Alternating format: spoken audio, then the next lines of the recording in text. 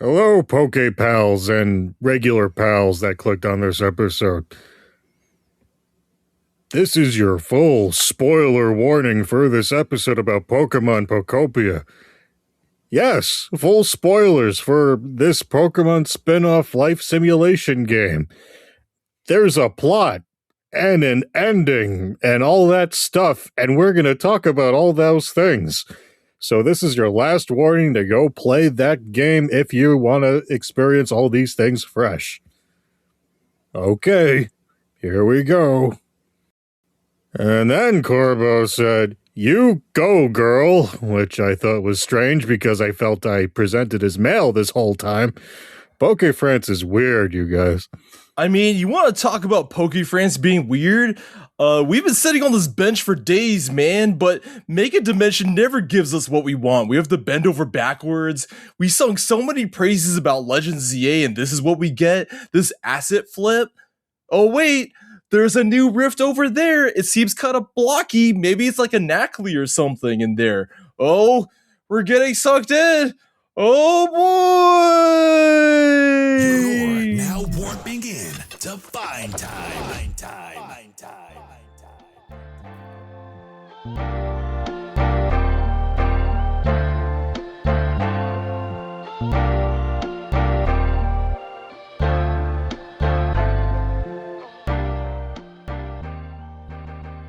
Well, that was a little silly, but yep, it's the Pokopia show, and there is not going to be Mega Dimensions. Nope.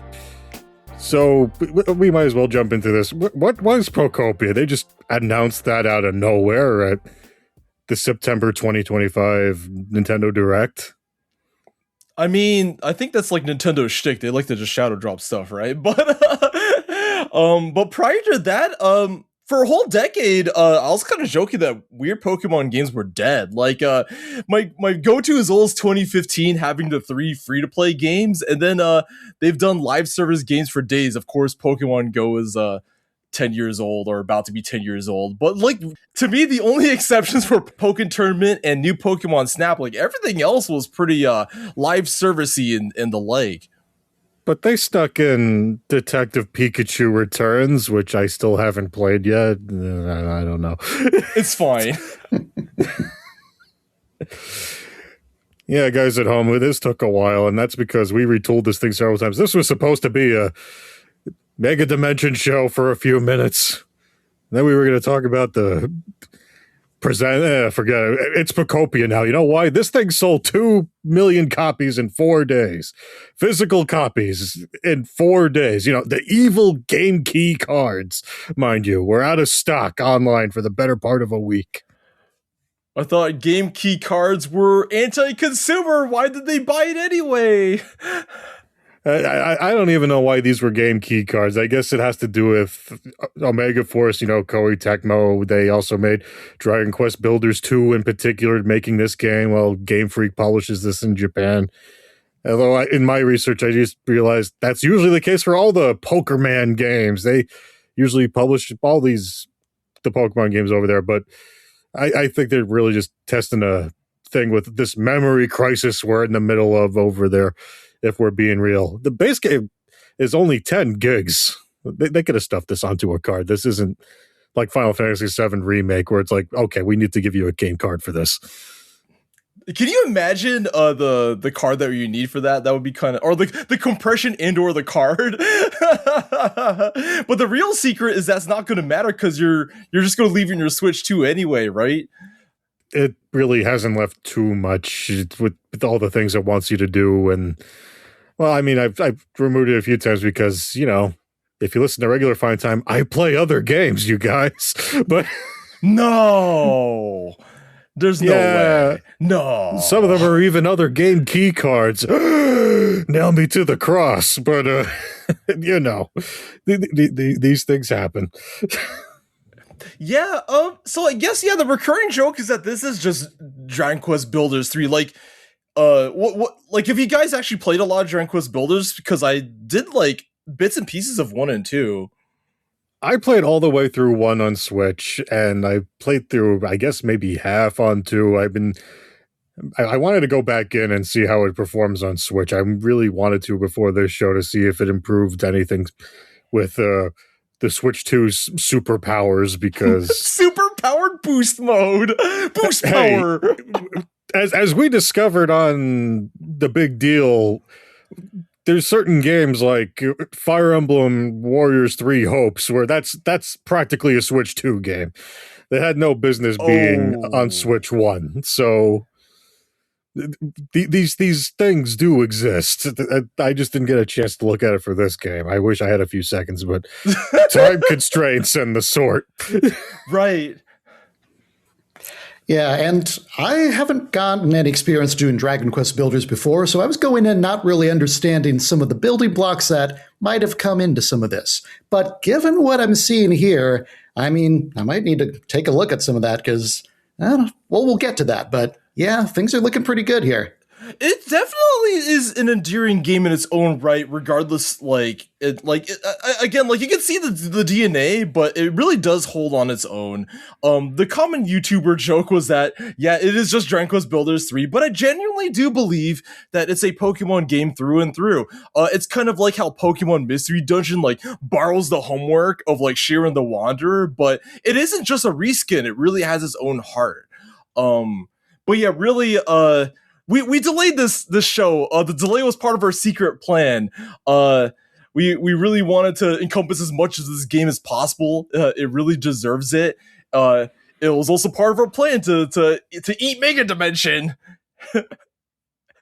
Yeah, the fact is you're not really going to find everything anyway, because even if this is all you did since this came out, and it's not, I just told you this isn't all I did since this came out.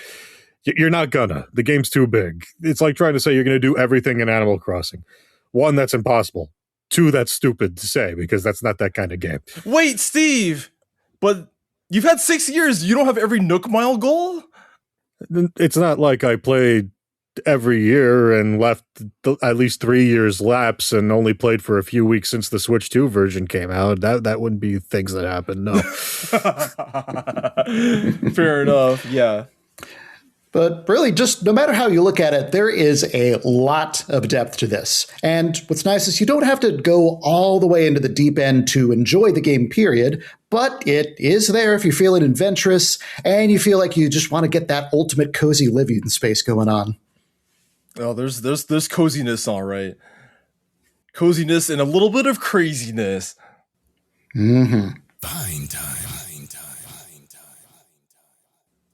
So, what do we do in Pokemon Pokopia? We're just trying to make the world a better place by building habitats and making everybody happy. Oh, wait, that's Chibi Robo. I guess what happy is enough.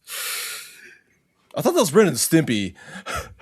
Well, that was happy, joy. Oh, okay, got it. Yeah, same difference. Yeah, same difference. But it's a good time to bring up that there is no combat in this game. You start off as Ditto with an identity crisis. I mean, more than half the time, they think they're Kirby. You hold down the Y button and they're sucking shit up. They just stole that, but that's fine. That's fun. And you meet Professor Tangrowth and so many other Pokemon in this game. So many Pokemon, you guys. We'll get there. And the conflict deals from dealing with the mystery and calamities, dealing with what the heck happened to the world around you. What happened? Where are the people? We can worry about some of that later if we poke around enough, but there's a lot of things that are a mess right fucking now, which means none of these problems are hordes of rampaging thugs of Drowsy or whatever, and that's fine, really. Not like Dragon Quest Builders where you're building a settlement and monsters are raiding it overnight, and that's fine. Yeah, you really can't die. If you're underwater for too long, you'll conveniently teleport back, or if you're reckless and hop onto some lava, you'll also just warp out. But you really just come back unscathed seconds later. They don't really have too much of a punishment for those sort of things. Yeah, and as far as what actually happened, there's a lot of little tidbits here and there, just a fun little diary entry here, a little official record or ad here that kind of lets you piece together what could have happened. But for the most part, you're really just focused on finding all your buddies and making life just a little bit more pleasant. And the human element of it all is just kind of a distant background hum. It's all pretty low stress overall, even with the potential stakes involved.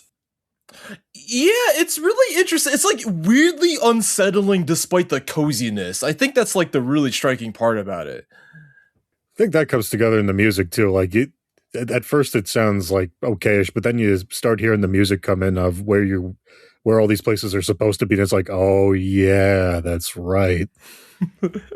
This was Celadon for a while. That's right. Yes. Oops. And it's gone now. Once upon a time.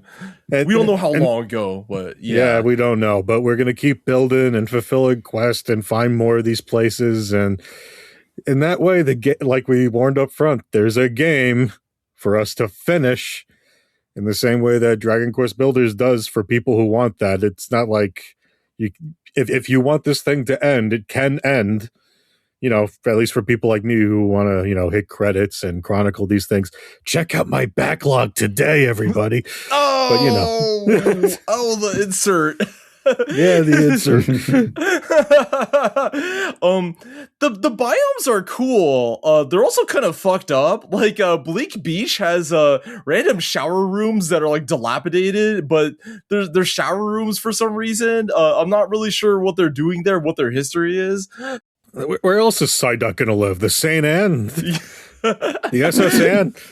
Yeah, it's just funny. Falling apart over there. Yeah, Psyduck wants to live near a shower for some reason. I don't particularly know why, but when you set it all up, they do have their spaced out Psyduck dialogue. It's pretty funny.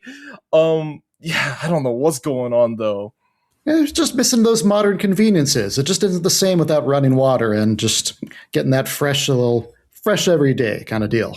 Yes.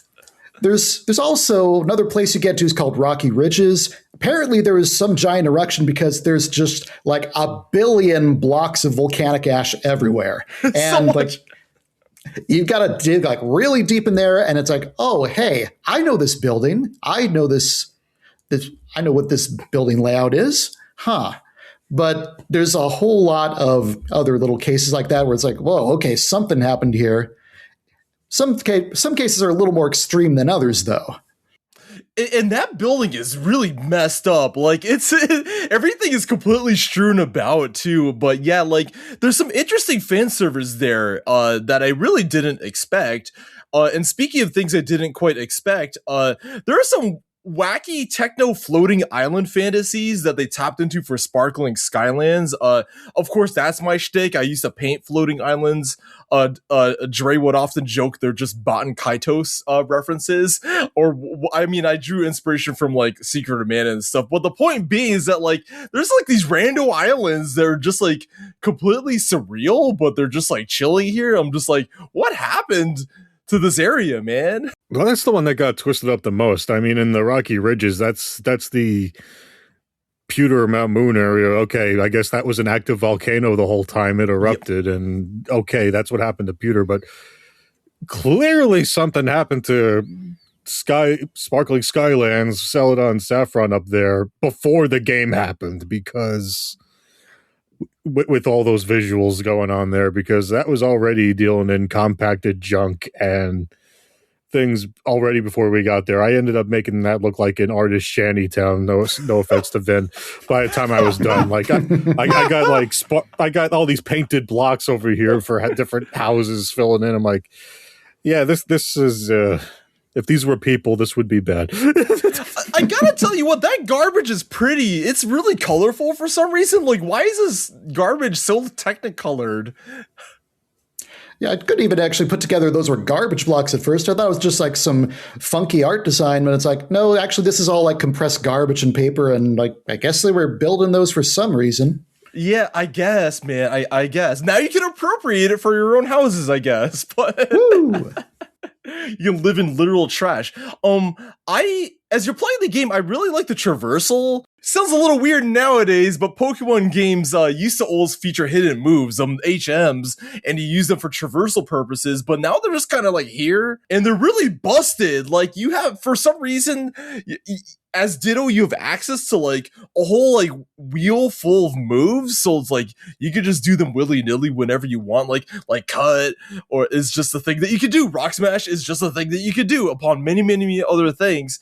And the joke in my head is that I thought the partner Pokemon and Let's Go Pikachu and Eevee were busted. I think this is more busted than that. See, they actually do explain this in the game, because when you pick up certain notes, you find some from Ditto's trainer. It's like, oh, Ditto's not that great at transforming, and they're incredibly shy, and blah, blah, blah. So this is like Ditto growing into themselves a bit, too, where it's like, oh, for lack of a better term, balls against the wall here. We got to do the right thing here and learn everything all at once, even if it's growing punching bags out of my hands right this fucking second to punch walls.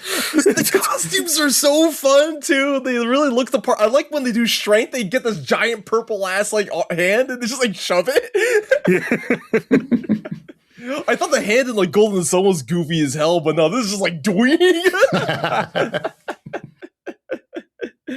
Yeah, but like, yeah, all the transformations have their place. You're like alternating between all of them. You're not literally just rock smashing all day. Like you're alternating between that and like surf and cut and leafage, and like all these things have their place. I think that's really cool.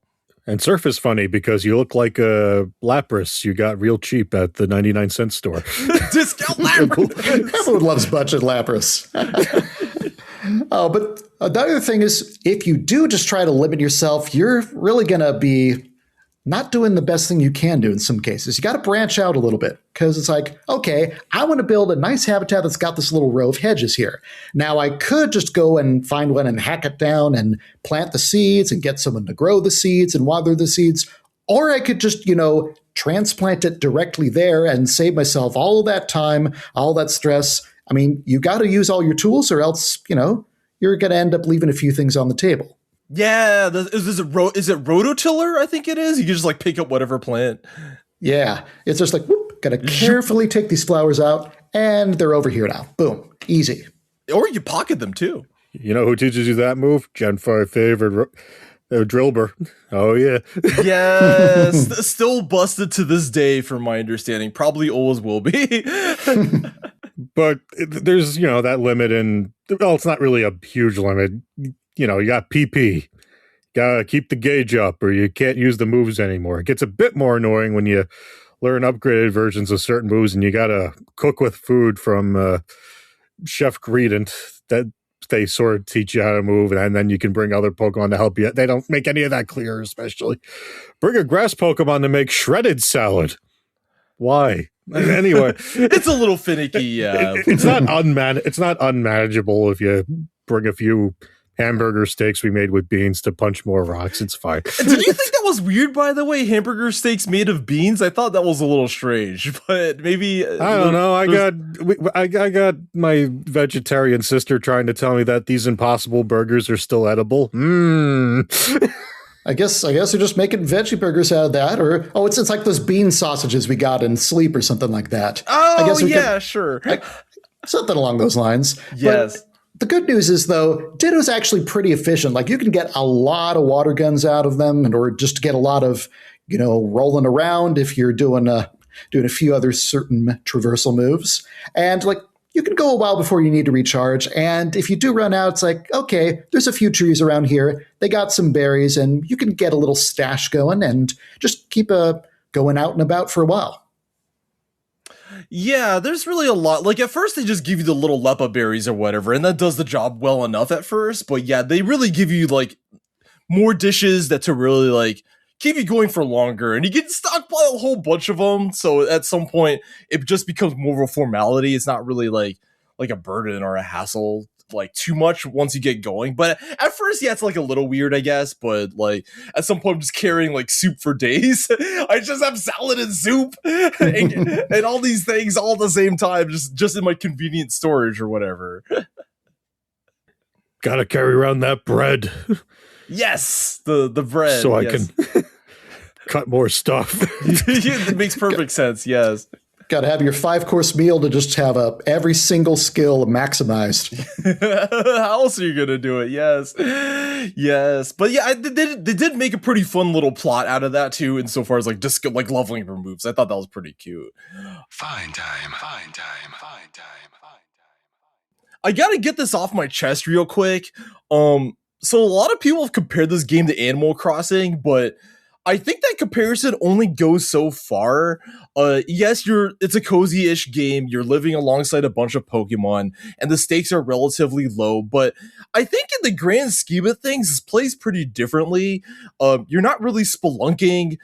You're not really building like tall heights so much in Animal Crossing, and like that game leads more into the decoration element. And with this game doesn't really have a calendar, so it's not really timed with real life events. Like it doesn't have Toy Day or Festival or anything like that, right? So it doesn't really parallel our daily lives. So in a manner of speaking, it feels kind of different. You say that now, but when we get that scheduled event when all the Oricorio come in to start dancing around, we'll have to come on and issue a correction. Well, Delibird, you're gonna say Delibird is gonna have an event in December? Oh man. Hey. These events. We'll get there. Who's counting? Who's counting? The one thing I did think was pretty analogous to New Horizons was looting the shit out of Rando Island, and so you're just like chopping down everything and punching everything and bringing that stuff back. You can get like a lot of stuff off of that. You can I just picked up all this industrial equipment like pretty early on. It's like, okay, I'll just go ahead and set up my own little construction site here, I guess. Or I'll get 50 blocks of limestone. Sure. Give it all to me. Yes, make some glass. But I also love that you can find random abandoned houses and you just like jack all them shits. It's like you're yoinking like lockers and tables. It's like, okay, no one's stopping me. What's the difference, right? There will be no Pokemon orphanage for the children this fall. Who's counting? But yeah, like in terms of decoration, there are some decoration opportunities. I do kind of feel like maybe the furniture is like ever so slightly basic. There are some like funky things that I did like the fake ass DDR like music note floors. I do also like how you can paint things different colors, so there's a wide variety of customization options and possibilities for that. And like the Chansey Utopiary, that's a pretty cool plant. But I think the blocks are like the standout more than anything else. Yeah, we talked about that before. That's just another Dragon Quest Builder thing where, sorry, I didn't realize you didn't play this game, but the one thing that did blow my mind about the original was you find the ruins of the original Tantagel Castle as interpreted by blocks and tiles and things in the game, and it's pretty great. And you could leave it as is, or you can take that apart brick by brick and reassemble it somewhere else too if you're that much of a lunatic. But here we have a bunch too. We've already brought up a few. There's the SSN, the What's Left of the Pewter Museum. And then even towards the end of the game where you and Tickmaster have to reinterpret the Sylph building. It's all blocks all the way down. And that Sylph building is crammed full of stuff too. They really go into the whole bit, like each floor does its own thing. This is like the playroom floor, like whatever. And it's actually pretty ornate considering. Like the configurations are impressive, even if individually those elements are pretty basic. But the possibilities thereof are actually pretty impressive. And it's a 60 frame rate game. This game is a bit more sparse looking in like individual shots, but it's meant to handle a lot more objects on screen and multiple Pokemon at once. Like the draw distance is crazy. Like you guys can like see so far into the distance. The draw distance is nuts. There's a quest involving these slates that I finished yesterday that I never would have been able to finish if I wasn't able to see shiny things out of the blocks from all the way over there. I'm like, okay, yeah. I guess we can stop whatever we're doing and run all the way over there and hope it's not another lost artifact for Professor Tangrowth to look at. It's like, these are shiny dark glasses. Dude, I love exploring, and I love punching all them blocks for the find loot. That was so cool. Like, imagine trying to find loot like that in Scarlet and Violet on the original Switch. Like, you wouldn't be able to see shit. No. It's this night and day difference. Although I'm going to have words with Professor Tangrowth that I get like my fourth funky diffuser in a row. I got a few things a few times. I got a rainbow of mini-or lamps. Yes, I love the lamps. I have a bunch. I don't know if I have all of them, but I have a whole lot. But speaking of night and day, there's a real, also like Animal Crossing, there's a real 24-hour day-night cycle, and I needed a minute to get used to that too. Because when I first started playing the game for real, I was hopping to bed at nighttime, hoping to turn on daytime because Dragon Quest Builder's brain was on. No, you turn on daytime by playing at daytime. Okay. But I mean, other than that, I kept seeing all the, it's Pokemon, but Animal Crossing comparisons too. But I mean, it's 24 hours and you build communities with the pocket monsters and villages with furniture, but it's not really the same. You don't even get thanked with clothes. You got to find those with other entries found throughout the game too. Like you find an entry and then it's like, oh, I could be Brock. And then the girl Ditto puts on the vest and walks up to her friends. Look, guys, it's not a drying pad. It's a frying pan. Ha, ha, ha, ha, ha. and then they look at you like, I don't get it. What are you talking about, Ditto? Yeah, with all of the differences we've talked about, like the comparisons mostly are pretty minor at the end. Like if you really want, you can get sort of an element of, I'm going to make this village up. I'm going to bring all my favorite buddies in, and I don't need to worry about them being in boxes or anything like that. But there's also just a whole lot more just wholesale construction. If you really want to build that giant tower of your dreams, you can build that. It takes a little more effort to get it going, but the possibilities really do get pretty out there. Yeah, and those possibilities like keep on coming up. Fine time. I'm still logging in every single day. It's been like over 2 months. I'm still finding new recipes every single time I like pop the game open. On the Daily Dream Island, there's all sorts of things that you can locate, whether it's like a new decorative pattern. Those patterns get really ornate and crazy, by the way. Like a new costume, as you mentioned, a new sort of like human log, and even like special encounters. Those are really surprising to me. When I saw my first legendary, I was like, "What are you doing here, man? Like what?" Yeah, the other cool thing is there's a whole lot you can just kind of set and forget, just have it running like clockwork in the background while you're going about your real time in with the real world day, and then eventually you can get all the rewards out of that. You've got gardens that are growing your produce, you got smithing going where you're smelting all of your metals into ingots and other things, and there's even just actually building your buildings. Some of those can take, a few hours. Some of them can take a whole day. So you can have a lot of things running around. And even though it can be a bit to keep track of, the more more places you get to explore, the more specialists you get to help out. It's really cool to see just how much the system can run on its own for a bit without you even there. And even also like to further elaborate on the shop stuff, the way they dole out points is pretty fair. I never really thought I was like running out of points, but you can't just like buy things willy nilly because there's just so many things to buy. But in the event that you do run out of points, you could accumulate them naturally just by playing the game, and that's pretty cool. Yeah, I just found the way the economy works, for lack of a better term, in Pokopia to be very interesting. The way they just understand the value of things. Because a lot of them have trading as a skill, and they'll just occasionally open shop at a counter or a Pokemon you rebuilt.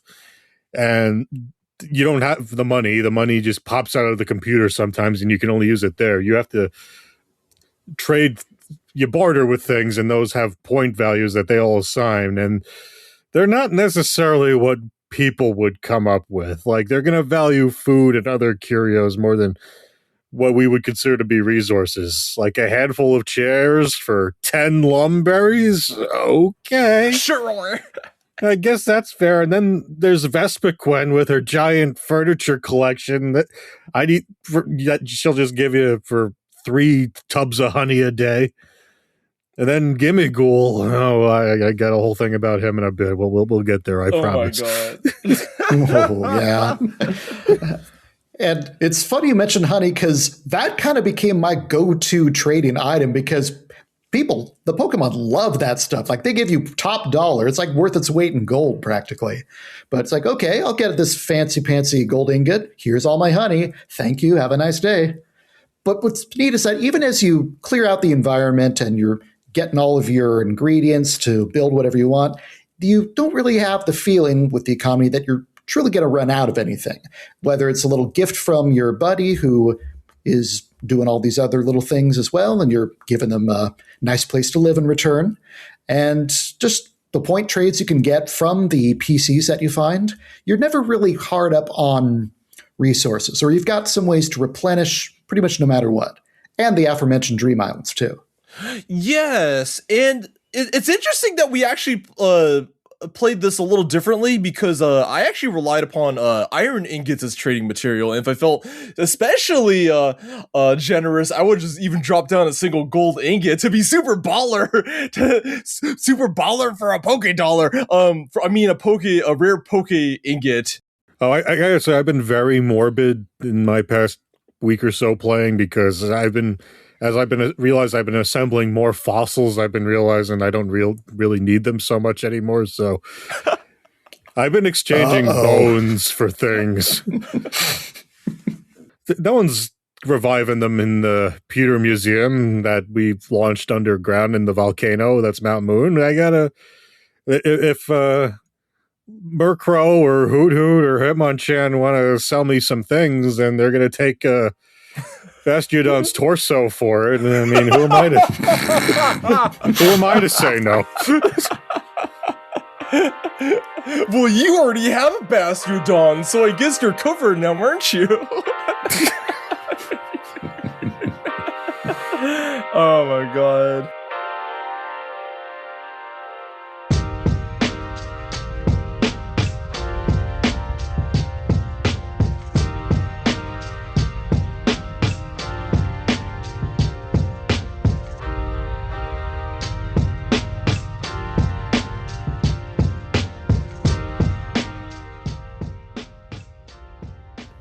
All right, we warned you up front, but this is where the really real spoiler shenanigans starts. So, man,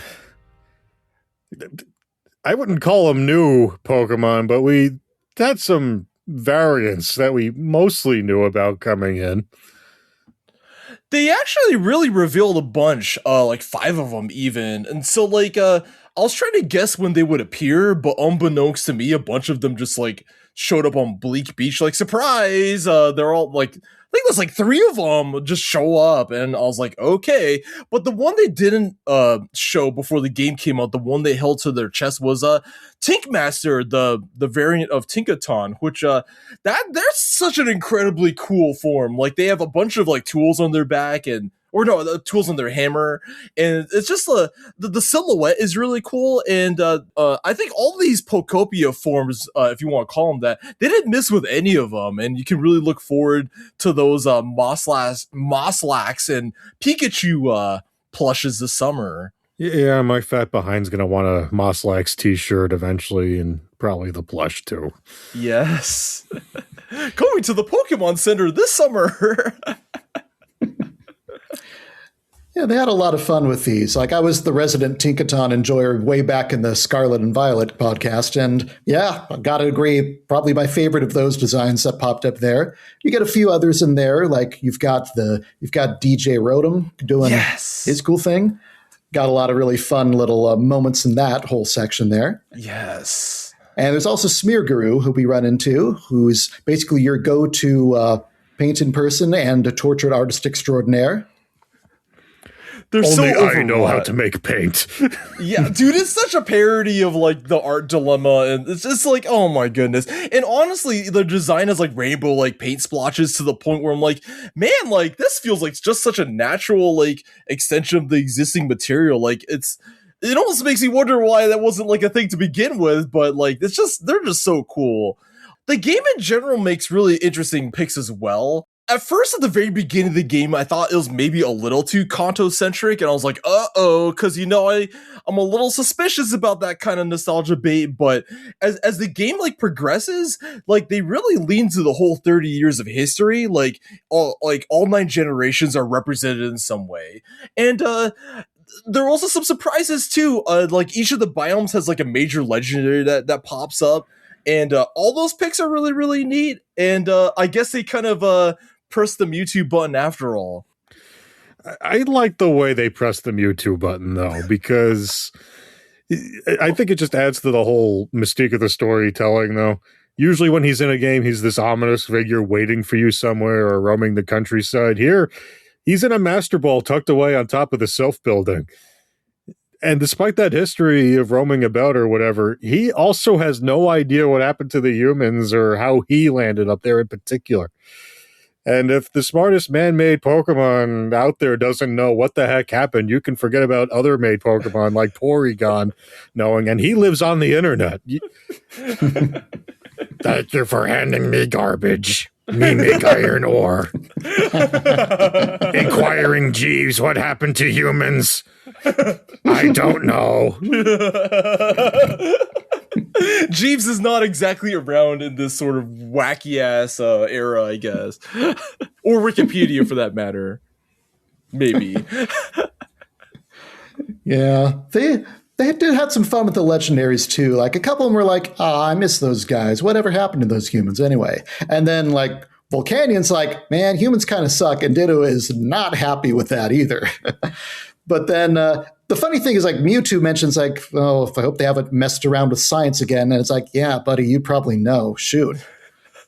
They may have meditated on that question in their capsule, but perhaps. But even there weren't, like, that many new forms, the really big surprise is, like, this entire world, right? As we've kind of discussed, everything we've come to know and love is, like, super messed up. They allude to this world-rending cataclysm, but they're kind of ambiguous in a way unless you dive into the logs where they're kind of hinting at some kind of fucked up stuff.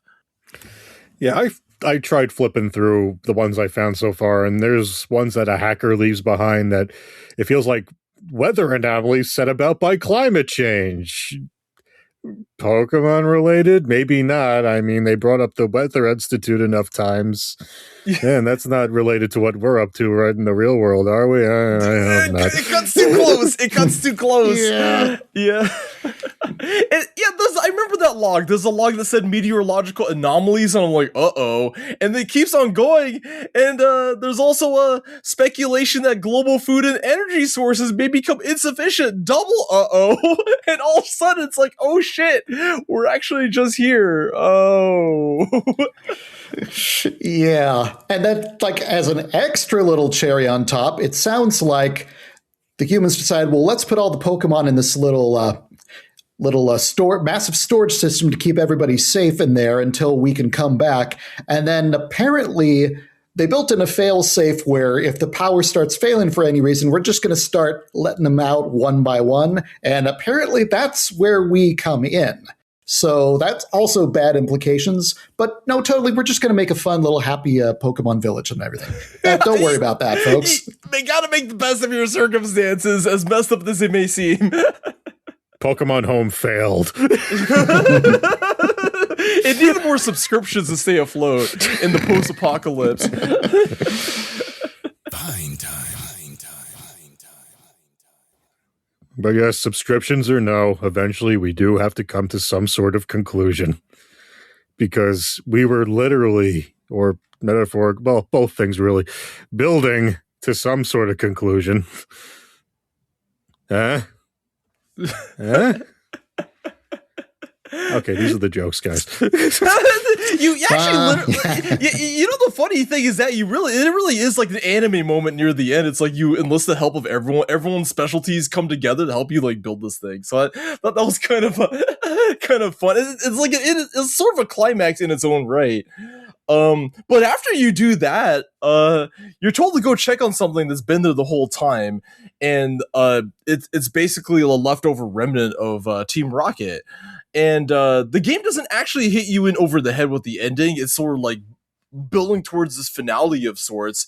It's not like you're literally crossing like Victory Road or like there's some big tournament or like whatever. But in a manner of speaking, you fulfill these goals over time, and for each set of goals, you get badges, which is kind of a fun little Kanto red and blue reference. And the badges actually have really hysterical descriptions and uses. Like they're knockoff AF. I did 2 of those as soon as I found the thing, and then I forgot about. Then I realized I couldn't do the third one. I'm like, well, I'm sure this will come up later or not, and then I forgot to do it until I had to do it. Yeah. And as a result, my 8 badges are all over the place. I could not tell you where my badges are right now.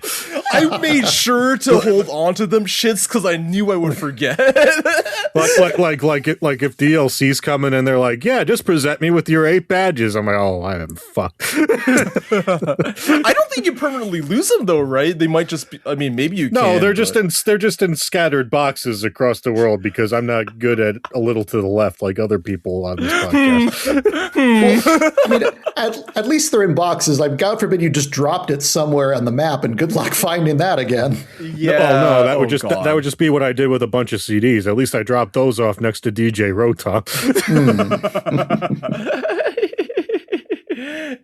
Because how many copies of Pewter City do I need? 8 of them. Anyway.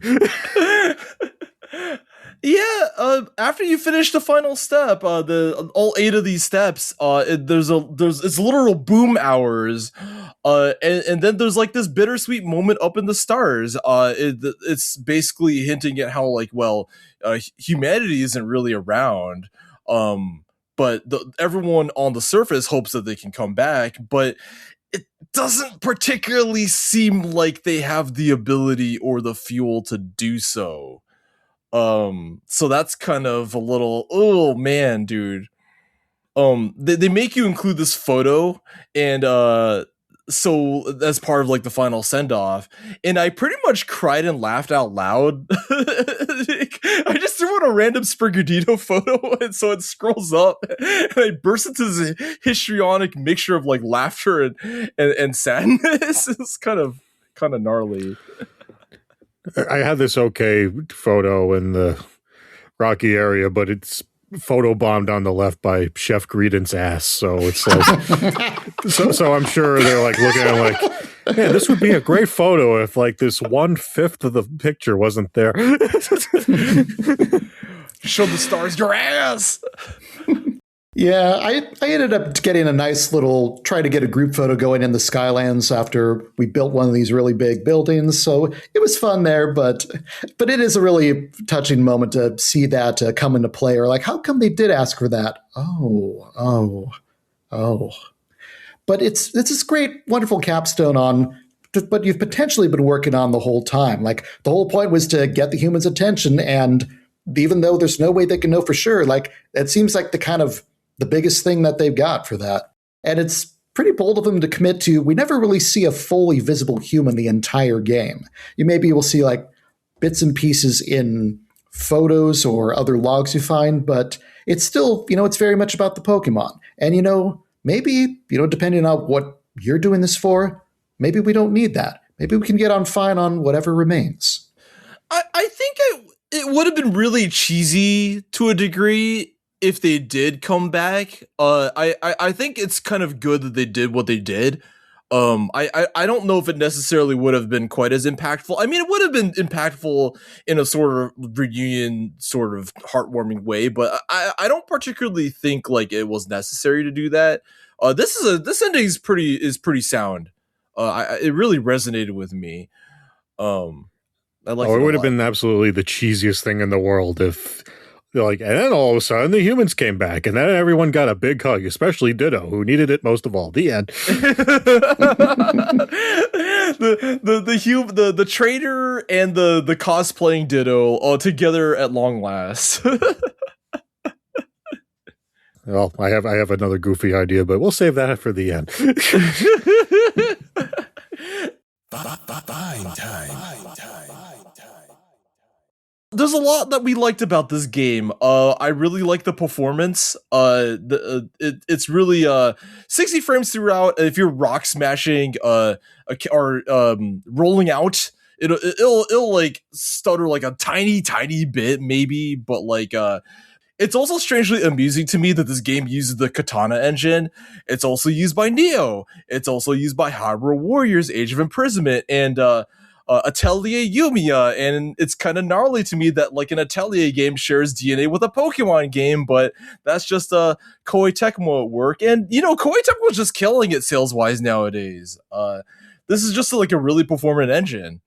Hey, if you got something that works, use it. You got Capcom using the RE engine for everything. That, like, why the fuck not? Something works, just use it. They should. Speaking of whether it works or not, can you imagine how this would work on the original Switch? Yes, I can, because as we brought up at the top, I played Dragon Quest Builders and 2 on the platform in particular. And oh boy. I mean, it runs fine, but if it's got a lot of things going on at once, holy shit. I've heard 2 especially suffers at times.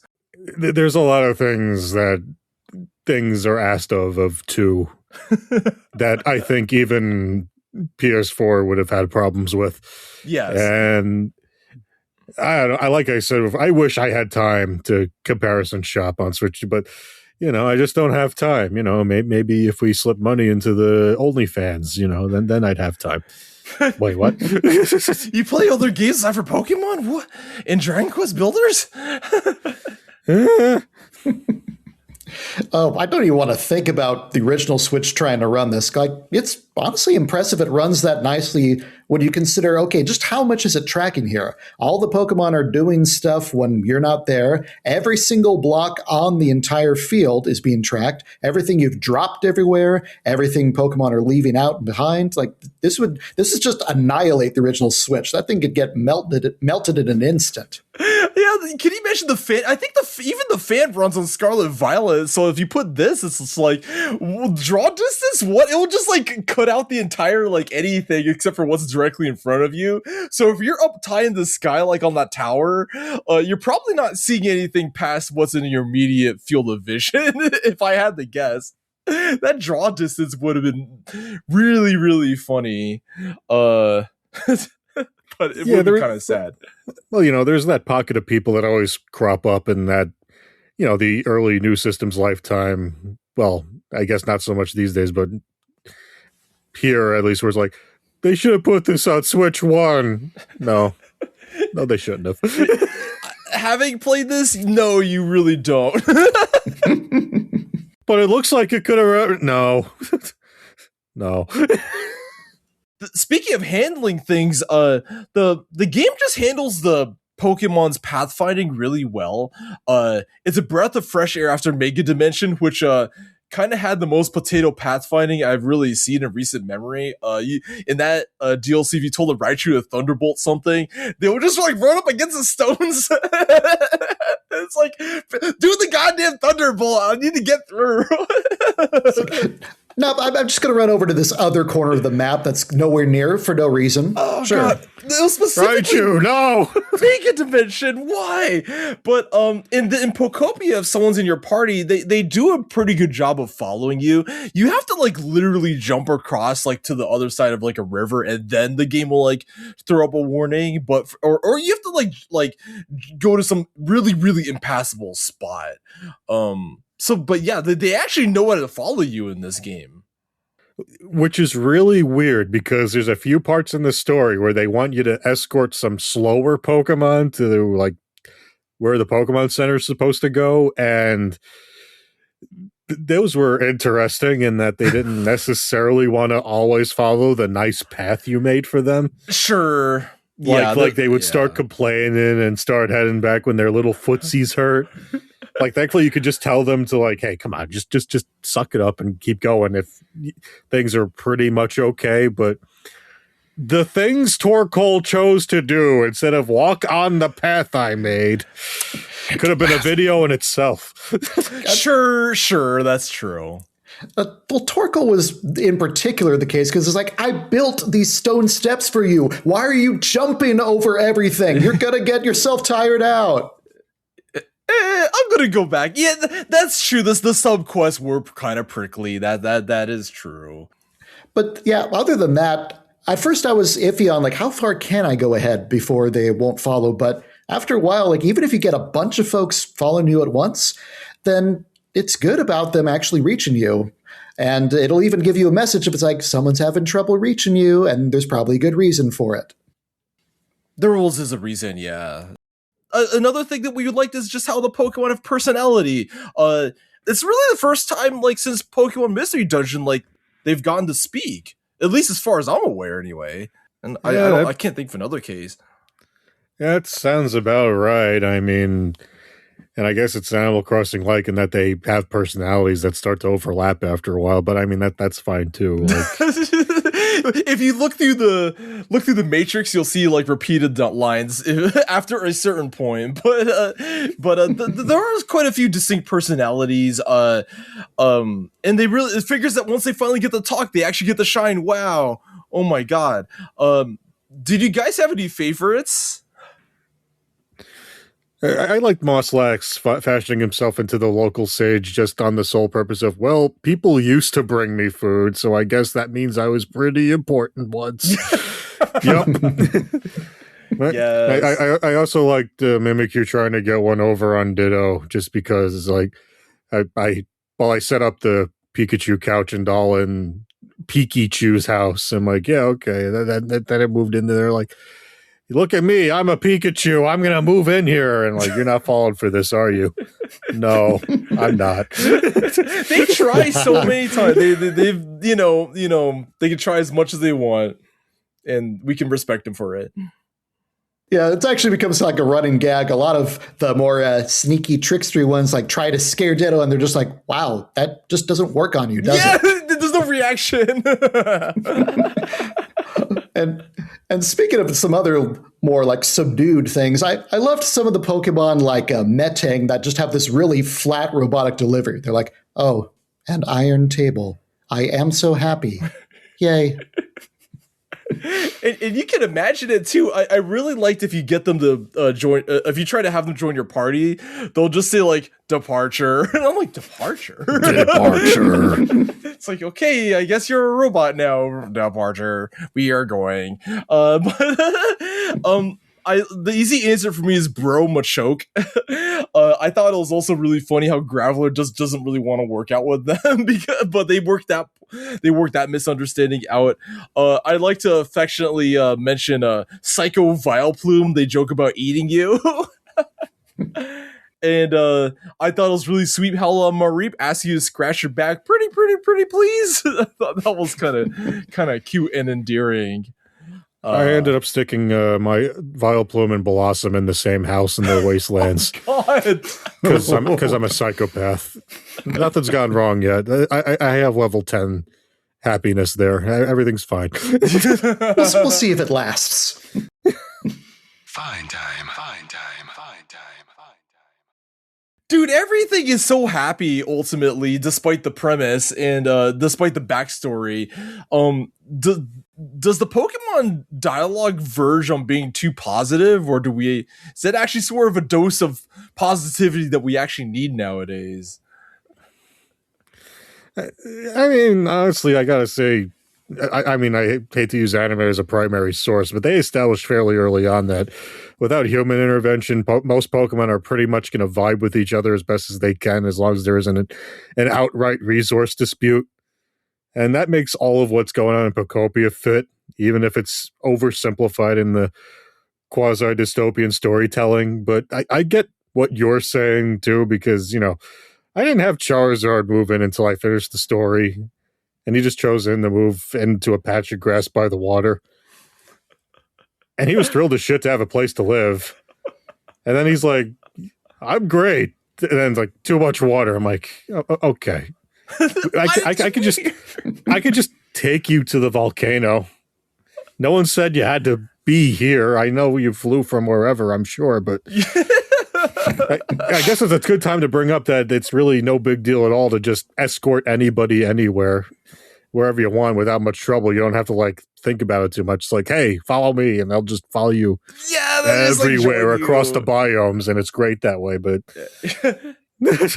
they are really, really trusting, and I think that's endearing in its own way. I think it's really funny how you can make like the most sparse, dinky little house on the face of the planet, and they'll be like, "This is a mighty fine domicile," and I'm like, "Domicile? Sure, yeah, okay, enjoy, I guess." Even there's 4 Pokemon crammed into this dinky little house, but I'm doing my best. But I had a similar situation with Cinderace. They just randomly moved into like this patch by the water, and I was like, what are you doing here, man? I'm like, whatever floats your boat. I don't know why you moved here, but whatever floats your boat.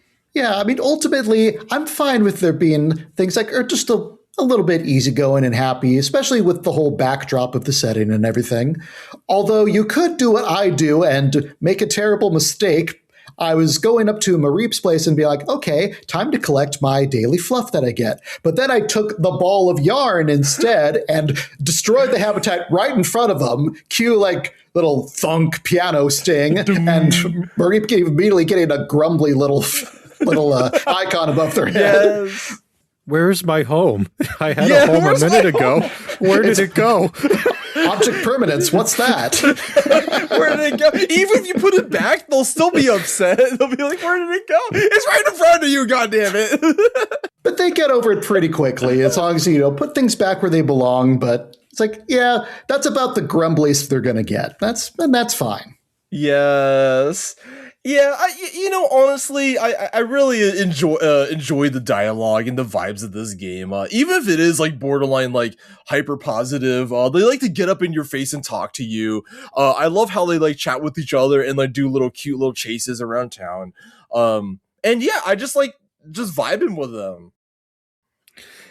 I like the one, yeah, especially the ones that you has to do stuff. The fire Pokemon all make bricks from clay, like. Even the small ones, when they're done, the small ones even, they'll just run up to you with their stubby little baby legs like Torchic or Growlithe, and they're like, I made the clay! Thanks, guy. Thank you!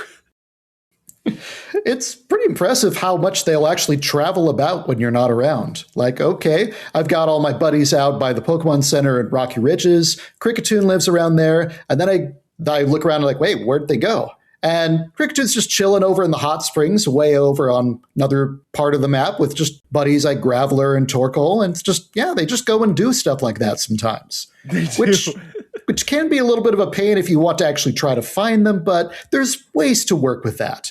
And usually it's just a little bit of search and does the trick. Yeah, I don't think it's generally too bad to find anybody. I mean, at first it's a little weird, but yeah, you have tools.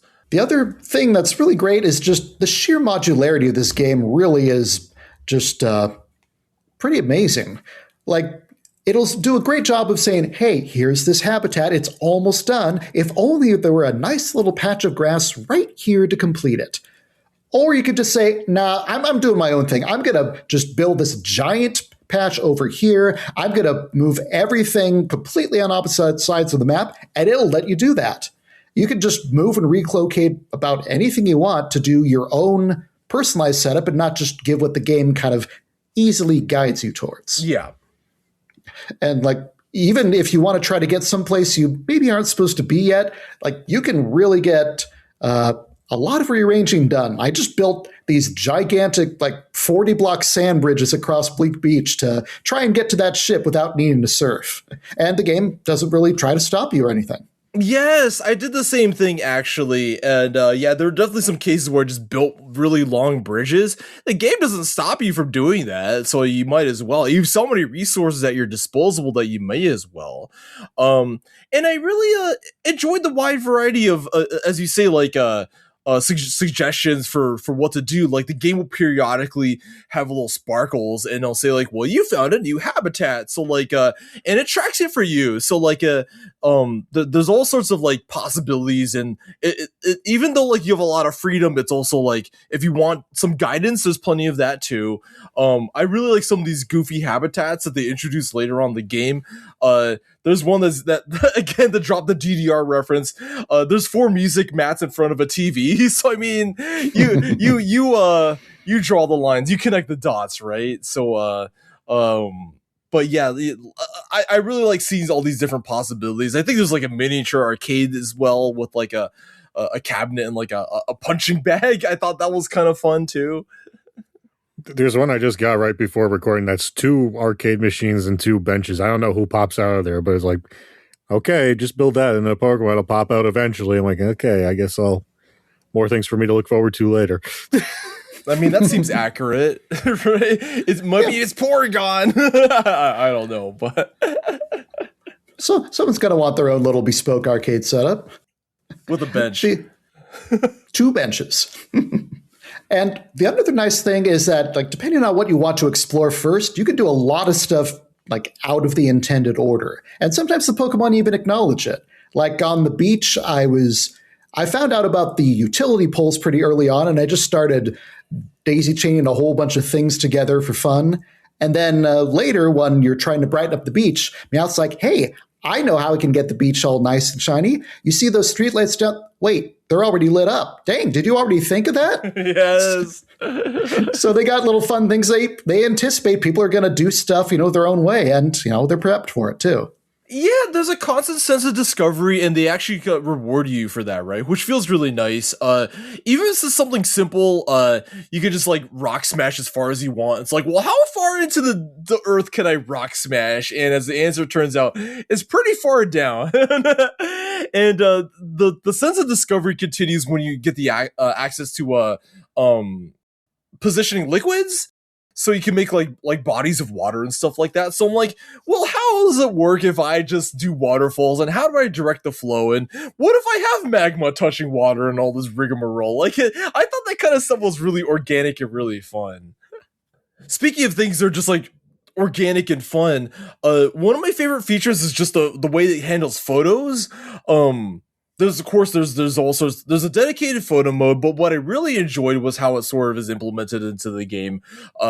There's an in-game album, which is separate from the Switch's album, which I thought was a little weird at first. But as it turns out, every photo you take can be like applied to like a monitor or like a TV.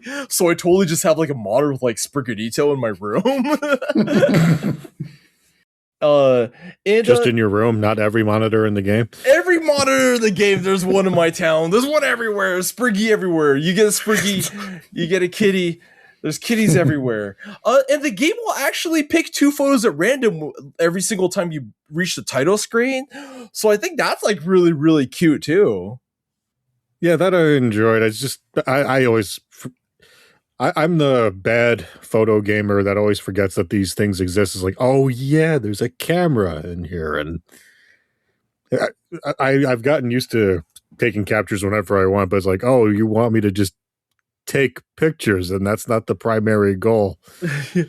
Oops. It's not Pokemon Snap, but you can snap pictures of objects in reference mode and 3D print that shit. That's pretty convenient. I think that's so busted. It's like, oh, I don't have access to this planter. Yoink! You can just 3D print a planter, apparently, I guess. They figured that out, but not how to save themselves from whatever happened. Oops. They're kind of with it. Yeah, you even get a chance to do these little photo ops that show up now and again, too. So it is kind of encouraging you to bust out the camera even before you start getting into send and cherish photos out. And you can do a lot of fun little emotes and other fun things. Some of that's for, other modes and the like, but you can just have some fun poses with your buddies and all. Yeah, and they reward you. You do get photo frames and stuff like that if you do find the right photo op. So I mean, like, there's a little cute stuff like that that just happens naturally. So I mean, it's just little discoveries like that, right? They're really, really cool. And speaking of discoveries, I really enjoyed like the music discs in this game. Whenever you find a music disc, there's a wide variety of tracks. Like it's really surprising what they pull from the series history. But what is really really cool is that if a song has multiple versions, it will actually let you access all the different versions of that song. You get that chiptune Game Boy music, you get that crunchy Game Boy Advance audio, or you get the switched up, the tricked up Switch music. And I think that's just really cool that they have all those options in there. And another thing is just the way they handle like the Pokemon cries. I'm one of those rare cases where like the Game Boy cries feel a little weird and dated nowadays. Like I know they're endearing for some people, but I'm not. How dare you? Oh my god! You're gonna kick me off the PokéPals for talking smack about Game Boy cries. But this game kind of remixes them. Like they have different lengths, different pitches, so they kind of almost feel like Animal Crossing, like Animalese in a way.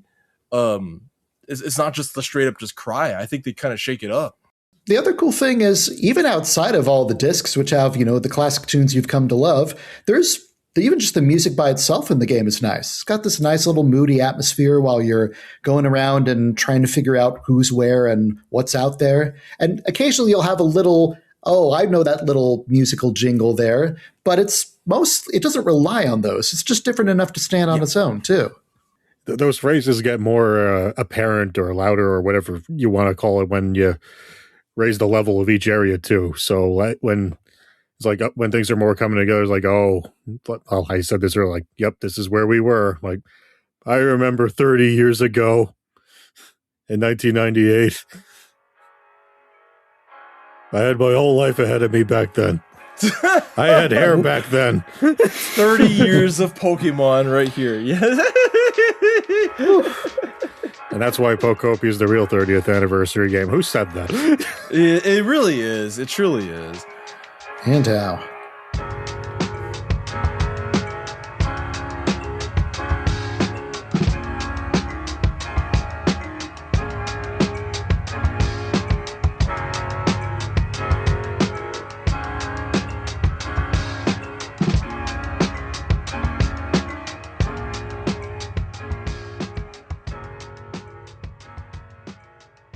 Guys, would you believe it if we told you we had some minor things to complain about along the way?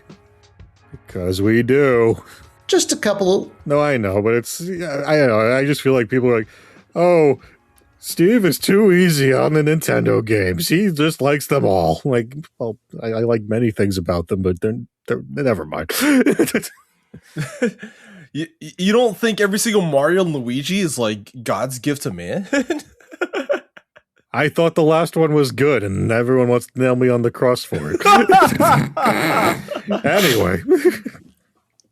Yeah, there's minor things. At the very beginning, it's a little weird how you have to designate a house in every biome or else you can't fast travel to it. So, like, you don't necessarily have, like, houses built in every single zone, nor do you have, like, the flags to designate them as a house. So it feels a little strange at first, right?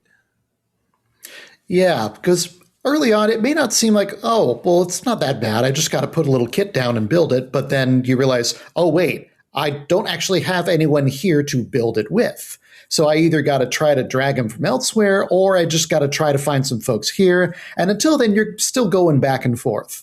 So, and then even when you do get started, it'll take, a little bit of time to get that actually built. So it can be a little bit of just, getting started with that can be a little bit of a pain. Like, I didn't mind hauling ass, but it definitely was a bit of a process at first. Speaking of things being a bit of a process, do you guys feel the item management is too much of a pain in the ass? Because I kind of like how you can, like, hold the button down to do a fast sort, but I have so many boxes in so many biomes, and I tried to color code them, but even that doesn't seem like it's enough sometimes. You go through the whole game without finding any sort of cloud storage, for lack of a better term. And Steve, why would you want that? Because Dragon Quest Builders, which we keep bringing up, does give you that as a matter of course, and that you can, like, open your box or even open your inventory and just shift through all your shit and like find things you stuff in a box eventually, as cumbersome as that is. And I don't know, which means, yes, I built a lot of fucking boxes with a lot of stuff in there, and I'm not that good I should have thought about that, color coordinating and having extra paint all over the place, but no, not me. That's why my badges are all over the place and across the biomes. So I might be screwed when the DLC comes out, like I said before, but I would have settled for like some sort of connected box system for like when I'm just crafted, like, okay, here's all the things in your boxes you can work with. Just for the sake of that, but no such luck. If they were connected, I think that would have helped to a degree. Maybe our asses are too spoiled from Animal Crossing New Horizons, which seems to always expand the item count in like the infinite thingamabob. Not the actual infinite, but like the thousands worth of storage in the cloud or whatever, right? But I think early on, like, things get kind of weird going from biome to biome. Like, I designated Withered Wastelands my base, but then like we move on to like those other biomes. I'm like, I don't want to move all my shit over, man. That's kind of annoying. But of course, my ass loves like the floating islands, so I settled on Skylands as sort of like my main base. But then like there's like an additional sort of like sandbox space afterwards. So after that, so I had to move my shit again. So it seems like you can't really win per se. So it's just and even in that sandbox area, like I have like another area full of boxes, so I don't have to keep moving my shit back and forth. So it's like I can't win, right? It's just kind of like my stuff is like everywhere, and it's not really that big of a deal. But again, like if you want like to track down some kit or like some, you know, ingredient, like you kind of want to consolidate. Yeah, count me in as also just build a stack full of boxes right next to whatever I set as my home base. And also, I may have forgotten about some of those bag upgrades throughout the game too. Like once I got those, it's like, okay, this is a little more manageable, but yeah, I was definitely feeling the strain. And you just really need to have a good system like that, or else you're easily going to get everything all scattered around, or maybe doubling up on some things you don't need. So that's one thing that can be an issue. To your credit, they don't really tell you when you've unlocked a new one. You have to like go down to each biome shop and scroll down. So like my crazy ass was doing that, but like if you didn't know to do that, like yeah, you're probably not really going to know. But yeah, stuff is weirdly buried like that. Well, they do tell you, but not very well. Like you level up in a biome, and then you go into the shop. Hey, new stuff open! Ding, ding, ding, ding. It's ding. really fast. Yeah, it just happens. Yeah, it's just like so you kind of still have to be aware of it to like a degree. So like it's just so easy to scroll through. Another thing that's really stood out to me was the way they implement berries. Because essentially it's just like Animal Crossing fruit. You only have access to like a very like narrow set. So I played the whole ass game only having like 2 berries. So like the game shows like, by the way, here's all the colors that you can access. And you can't access shit. So I was just making everything red, rose, and pink. Because those are the only berries that I had. And so like eventually there's ways to kind of get around it. But like for the most part, like I thought I was going crazy. I'm like, I don't have access to any of these colors. Like what? I don't know if you guys had that situation. I found the chesto berries at some point tucked away in the Bleak Beach, and then after a while I wasn't like lumberries were popping up for trade. But yeah, I mean, after like making paint is a pain in the behind and an inventory hog, so I really wasn't doing so much of that unless it was part of my dailies. Yeah, paint stuff, and I'm like, oh great, yeah, time to occupy more space. Yeah, eventually you can like find berries in shops, or like eventually you can buy some of the paint, but like you're gonna have to like get like some sort of seeds eventually. And it's just at first it's kind of like, oh. Yeah, I only ever really had the 2 berries, and I think Chesto was the other one I found, but like there's a handful out there, and you gotta do a little mix and match if you want all the colors of the rainbow at your disposal. Yeah. Just like in real life. Just like in real life. Oh. Does real life have relics and ripples? Because I thought also like that was like a little weird. If you find these sparkling ripples, you'll get recipes, which I felt was like, look, they're not going to be crafting in their houses like in Animal Crossing, but like getting recipes from ripples, like that doesn't really make like the most intuitive sense. It feels like a little weird. I don't know. I was happier to find those than 2 tomatoes. In the water. Yeah, it makes perfect sense. I don't know. A lot of things in this game are just weird. And then they, I mean, I guess it makes sense, but I mean, Pokemon mostly just hand you food and things as rewards. Like, hey, it's great to see you. They hand you a stick. Thanks. Thank I'll put you. it. I don't have one from you, and you put it with like the other 200 sticks you have. You just I mean, sort and it's like stacks. Yeah, I mean, if you want stuff from other Pokemon in this game, you gotta hang out with Gimmighoul, whose living area I made into an appropriate looking junk pile of things he's asked for from the time that I found him. Because I don't know, it just feels right to get different stuff from the compulsive hoarder than it does from everyone else. I mean, Yeah. and that way it fits. It's like, hey, you got them weird feathers. What about them weird knickknacks? I like them dark glasses and them sticky bobs and them rocket emblems. It's like, and they're hoarding so many things, but I actually really loved seeing that they actually take these feathers that are dropped by Ho-Oh and Lugia. Just I'm like, what do I do with these things? But like, actually, like the stuff that they give you is pretty cool. I really enjoy chatting with that silly little goober Gimmighoul. Where'd you get this stuff? Don't ask so many questions. It may or may not be from that messed up museum, but don't worry about it. Fine time.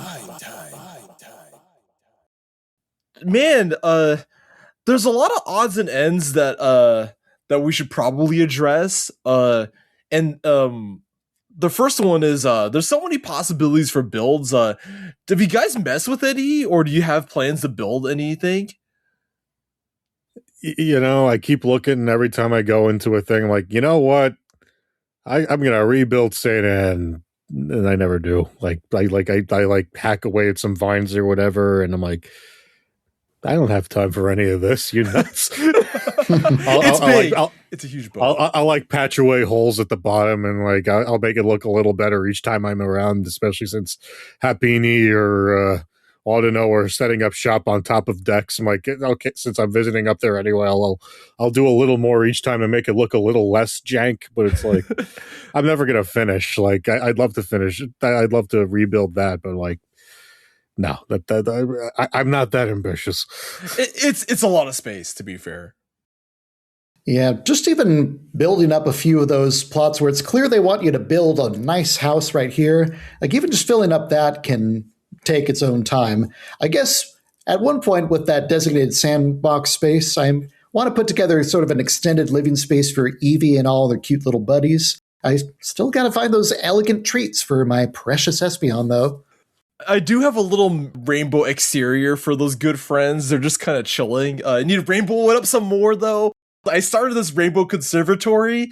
It's really interesting picking out blocks. I love the different shapes and colors that the blocks have. There's little touches. There's the age stone walls, and there's even like the upper, middle, lower sections for certain types. Or even like the freaky weirdo walls. I guess you could use like a curry print wall for like a restaurant or something like that. But I'm actually working on that right now and having like the diagonal sloped roof parts and a bunch of glass wall pieces. And that I'm like super stoked to work on that some more.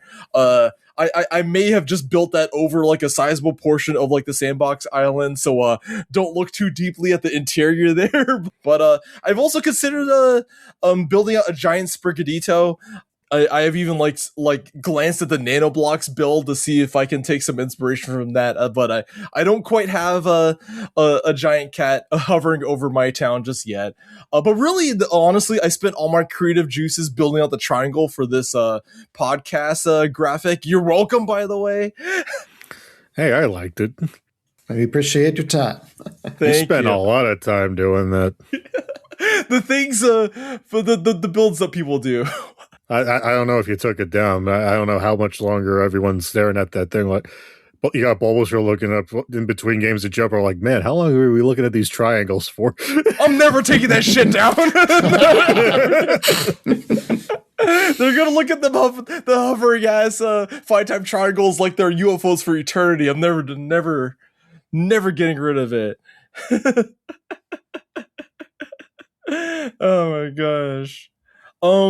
The game has like this cloud island feature where you can visit islands. Did you guys get the chance to try this out?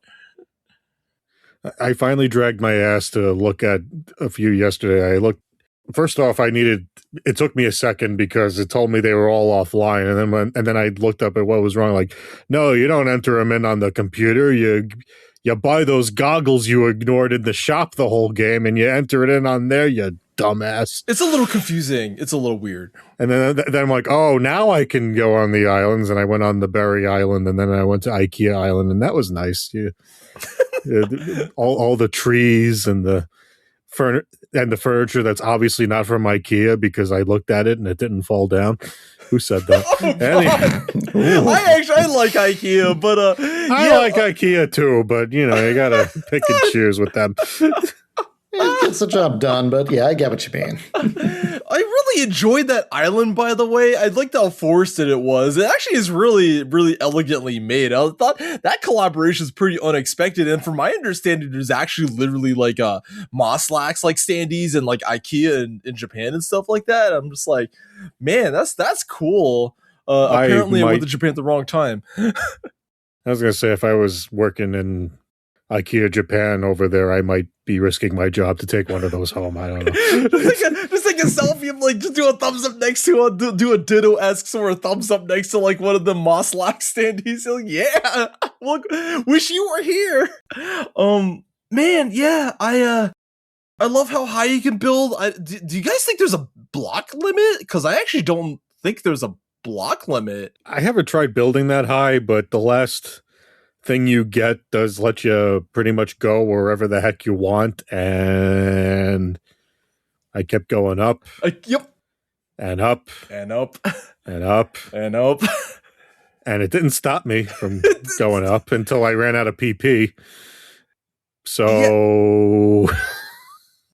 I'm just saying it didn't stop me. Like, if you run to the edge of a biome, it does the Breath of the Wild thing, like, oh, this is the edge, better turn around. It doesn't, there's no upper limit in the biomes that it tells you about.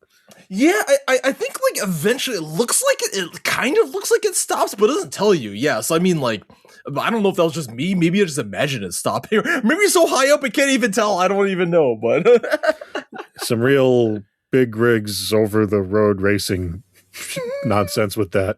Yeah, just much. Keep on going until you memory overflow the game. Yeah, I mean, if that keeps expanding, I mean, I don't know. I think the Switch 2 and the Katana engine can tank it, but it's performant, I guess, right? Man, I accidentally discovered mouse controls 60 hours into the game. I was just playing with the Joy-Cons detached, and I'm like, oh, Did we know about those? I don't think so.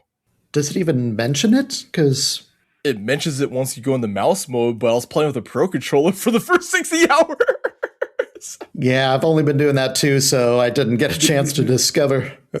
I mean, they made a point of telling us that for the Switch 2 Animal Crossing update, like, have mouse mode in your house. I'm like, okay, that tracks, but I don't remember this at all for the upcoming Pokopia stuff. I don't think so. I don't think so, but it's really handy. You can like basically rock smash things that are away from you. So if there's a stray block above you or something, you can just point at it and just break it. Or you can just like spit out blocks over there. So I think that's like really cool. The one thing that's like a little gnarly though is that like they play musical chairs with the layout so that like the jump button changes. So that's like a little weird, but yeah, give it a shot. It's actually really cool. I don't know if this is a hot take, but I think this is the best Switch 2 exclusive until Splatoon Raiders and Yoshi come to take its crown. But I think it's by and large the most recommendable Pokemon game to anyone in general. And I just think like insofar as like the buzz that I hear, I think people really like want to play this game, but they may or may not have the hardware for it. But like I think it does justify it. You might want to buy a Switch 2 soon, though. It might be going up in price. Wait, God. Man, we keep making this podcast around here. Oh man, oh geez. But I keep thinking like, man, I liked other games better, like Metroid Prime 4. Oh, that's on Switch. Donkey Kong Bonanza, that's a bit controversial. It's fine. Maybe it is Pokopia. But yeah, as far as recommendable Pokemon goes, I mean, this just hits a lot of really nice notes. It's all of these charming critters we've come to know and love, and it does a good job just ramping things up bit by bit, even if you haven't played a game kind of like this before. So, definitely recommend for that. Yeah, definitely agreed. Can we actually claim this is the best Pokemon spin-off of all time? It's the best one in a minute. In a minute. It's definitely the one that took me the most by surprise. I mean, I thought this looked kind of neat, but I ended up getting sucked in a whole lot more than I would have imagined, and I love it. It's so full of surprises, and the real reason why it's the best spin-off is because it has toilets, because no other Pokemon game has toilets from my recollection. I'm just kidding. But I think, all the other prior spin-offs, they kind of specialize in a certain experience, and they deliver on that experience really well, like Pokemon Snap, New Pokemon Snap, Pokken Tournament, and Pokemon Mystery Dungeon. They really deliver on their premise, and as we all know, the mobile games hyper-specialize on their one idea as well, as they gotcha their way into your soul heart. But I would dare say this game transcends its premise. I was walking down to a Pokemon Go meetup the weekend after this game came out, and the whole time I was walking down, I'm like, oh man, dude, all these mobile games, there's number go up, but Pokopia isn't just about the number going up. It really is about the cohesive feel and whole of the game, and it really is empowering, and you can do so much. And it just feels like a really cohesive, and dare say transcendent experience. I really think it's such a recommendable game. Yeah, I think it is. It's just, I don't know. I always feel like it's hard to shake off that stink of, ew, Pokemon, even though it's 30 years old and everyone should know what it is by now. It's not a fad. I mean, I know we all saw those articles in the year 2000 saying, well, the fad is dead. And even though it made more money than Newsweek ever did. But anyway. Fine time. The game keeps on trucking along. It has events. There's ongoing events that are continuing as we speak. I feel like the cadence might be a little weird. Hop-It happened right when the game came out, but then there was a bit of a lull. But then we got Bulbasaur Jump Rope Extravaganza, and then Sableye practically back to back.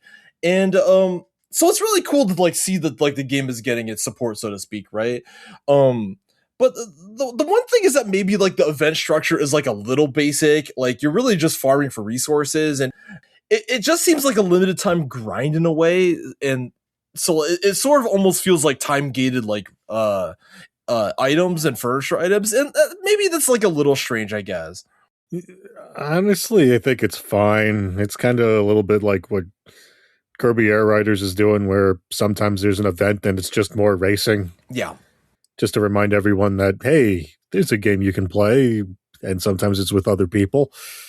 They probably felt like playing it a little safe after New Pokemon Snap only sold a few million copies instead of 25 million copies. So in that way, I think this way is okay. We can dip out. We could take a break from playing Pokopia for a bit. And, later on, use the Nintendo Today app, that thing that Kevin says is a waste of time, to be reminded when a new friend or event is coming, spend a few more days in Pokopia, and then move on to something else again. Or, maybe they liked reception so much of this game that we have DLC coming, and holy shit. Do you think that's a possibility? You think there might be an expansion? I don't know. This thing was hot. I don't know. We could crack a Koei Tecmo joke somewhere in here regarding expansions and DX versions and empires and whatever you want to call it, right? But who's to say, right? What I will say is that I really like. I think the theming of these events is pretty cool. I liked how this Hop-Up event was picnic themed, and this Sableye one is kind of Spelunker central. But again, they don't really have real life comparisons, so to speak. But I think the loot is really cool. I like them flower garlands, of course. Hop-Up, I've only really messed around long enough to build the yellow flower bed so I can get them guys to move in. The trio to move in. I'm like, come on, guys, move in. Yes. Move in. And I did the jump rope business, got my fancy little trophy and everything, but haven't gone super hot on the others yet. The jump rope event is weird because you don't have to find Bulbasaur. Bulbasaur will find you in whatever biome you're in. Constantly. I happened to save last in the Rocky Ridge biome. And my house is right next to the Pokemon Center, which is right next to the minecarts. And he's like, hey, there's a Pokemon in town. And Bulbasaur's like, hey, I'm running a jump rope event, you guys. And there's like burly Machoke walking around, all these fire, oh man, Bulbasaur, this is not a place for you. Like, what are you doing? Your house is in withered wastelands. What are you doing here, man? we built a place. We made a place for you. It's all the way in the other biome. What are you doing? What are you doing, man? Yeah. You want to play jump rope? Like, okay, we'll do jump rope. And then I'm building a house later on this was in the middle of me building the house for Charizard and Cinderace. I'm like, Bulbasaur's following me into the volcano. Hey, you want to do jump rope again? No, not right this second. What are you doing in here? Bulbasaur, no. Bulbasaur, no. It took a little bit to get that trophy. It wasn't like too bad. They kind of troll you, but took a few tries. But prominently displaying that one. Man, regarding what's next for weird Pokemon, so weird Pokemon games are apparently not dead after all, but it feels like it'd be extremely difficult to top this game. Like, I feel like it's just a miracle that this even happened. I don't know what they could do. I would imagine something's coming out between now and Pokemon Winds and Waves. That's a long ass time between now and indeterminate month in 2027. But we've been barraged with so much stuff. Mega Dimension came out like not that long ago, but in 2026 we've already had like the Switch versions of Fire Red, Leaf Green, then Pokopia, then Pokemon XD on Nintendo Classics, then Champions, and it's just so much to do. Plus all the mobile game things if you're crazy like me. But God, I don't know. There's just so much to take on. I wonder what's next. I really do. Look, I mean, I know I need to suck up and just play Detective Pikachu Returns. I mean, fairly recently we played Paranormicide on our show, and I know that developer, Gene, I know they do Mana these days. You should be able, I know you can probably pronounce whatever developer that name is better, but they could probably make a better point-and-click mystery game if they had their druthers, but I'm not holding my breath. I've never pronounced it. I've seen it on the title screen of Trials of Mana Remake. So I need instead I need Koei Tecmo to keep hugging and making up and make Conquest 2 for me already. Someone should have brought this up in passing, I feel like. Man, Conquest 2. I know I keep bringing this up, but I need this to happen. But at the same time, one of the last Pokemon I got last night in Trash TV, I think, was this habitat where it's 2 garbage bags and a television. You want to know who popped out of there? A very amnesiac Dusknoir. He had no idea how he got there. He didn't know what he was doing there or what he should be doing. I don't know. Maybe he remembers he needs to go find some time gears. I don't know. Maybe it turns out Pokopia is the secret prequel to the Pokemon Mystery of Time and Darkness remakes. I don't know. You know, the running joke is that I keep wishing for that on every single Pokemon Presents, but over time I'm like, I don't know if that Time Darkness Sky remake DX is happening, man. I almost like joke that it's going to be a thing because I feel like they've been sitting on it this whole time. You think they actually have it? Oh, yeah, maybe so. Man, gosh, I think anything Conquest related would be really cool. It feels like the winning formula is to have developers that are experienced in their subgenre to like make a spinoff. Like Pokken Tournament clearly taps into Bandai Namco's Tekken history, Mystery Dungeon, of course, and then Omega Force is working on Pokopia leveraging their Dragon Quest Builders history. So heck, and then also like Pokemon Picross, Jupiter, of course, has made a gazillion million Picross games. So I just kind of wonder if there's like another developer that could really, throw their hat into the ring. Jupiter's been busy with all the retro-y Picross games. You think they'll slip in like the real one in now? Pokemon Picross, like on Switch and Switch 2 now? That would be good. I mean, there's so many more like Pokemon available now. I don't see why they couldn't do like an enhanced version, especially since like the 3DS game was like microtransaction to hell and back. Or you could just give us $30 and unlock the whole game. Imagine that shit. Oh my god. God. There's a certain Koei Tecmo part of fanboy part of me that wonders if like Gus could do something. Maybe like Nurse Joy could like maintain like a Pokemon Center, or maybe you get to be like a gym leader and like work in your town or something. And I understand like Gus style, Atelier style crafting might overlap with Pokopia, but I just kind of wonder about the possibilities. And I got to bring this up to Ampy, who's the fellow rhythm enthusiast in town. Like, do you think there's something there?